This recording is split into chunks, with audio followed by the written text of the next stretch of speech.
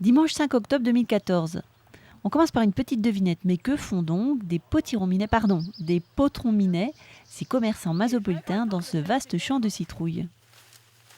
Alors ce qui se passe ce matin, c'est la récolte des potirons que nous avons plantés au mois de mars. Et donc maintenant on les récolte pour les mettre à disposition des commerçants à partir de lundi pour la décoration de la fête de la citrouille.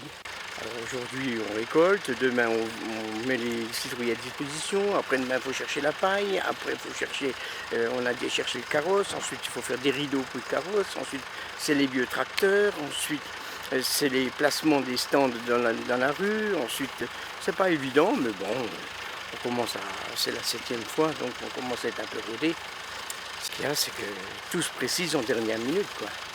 Qu'est-ce que c'est dur de vouloir tout faire et puis de vouloir avancer tous ensemble, c'est pas évident, c'est pas évident. Mais bon, on y arrive. Cette année encore, ça sera certainement une très belle fête. C'est aujourd'hui, on est une poignée à vouloir faire cette fête de la citrouille et puis tant qu'on peut la faire, faisons-la quoi.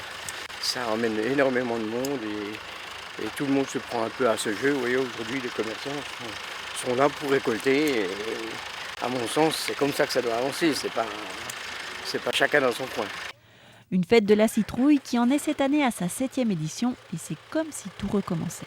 Il y aura des nouvelles animations. Le samedi soir, on aura un orchestre qui nous amènera un petit peu d'animation sur la place du marché parce qu'on trouvait que quand le défilé était fini, eh bien, les gens partaient un petit peu chacun de leur côté et c'était un petit peu dommage que finalement tout le monde qui avait là ne puisse pas profiter plus longtemps. Si le temps nous permet de rester en place, eh bien, il faut qu'on puisse profiter de cette soirée.